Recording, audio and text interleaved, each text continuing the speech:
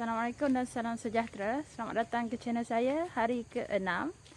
Okey, hari ke-6 hujan lebat daripada semalam sampai ke pagi ni. Ni hujan rintik-rintik lah.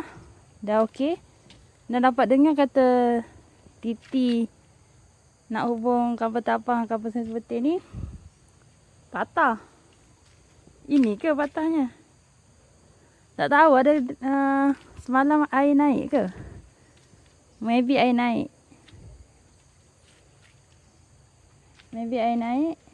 So pagi ni baru nak tengok ni. Dah pukul 11 sekarang. Air tahap tu ya. Dah okey lah kiranya. Dah boleh lalu.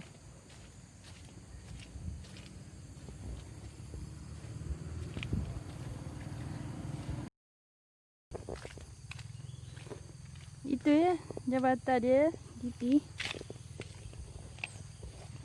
Ada dengar kecoh-kecoh kata Titi runtuh. So kita marilah tengok sikit. Mari tengok keadaan dia runtuh macam mana. Okey je.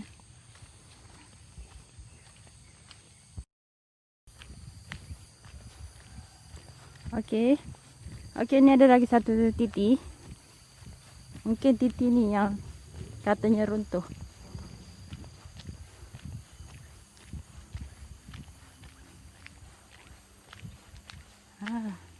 Dia bukan runtuh, dia sengit sikit tu.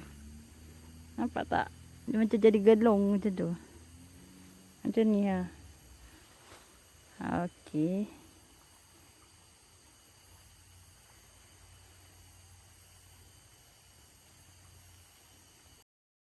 New Horizon New Horizon makan malam untuk sambutan hari terakhir Kak Mimi.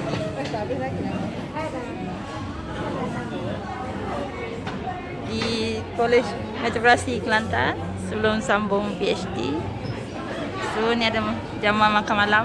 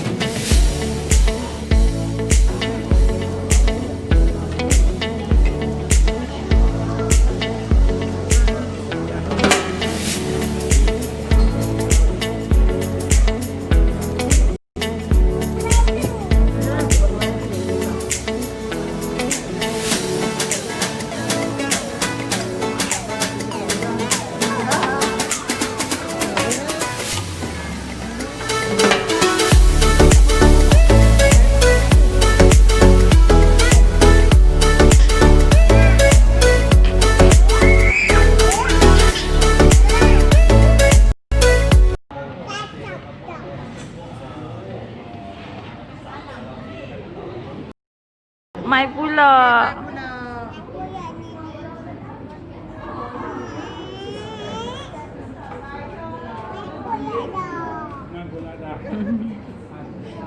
Bye bye.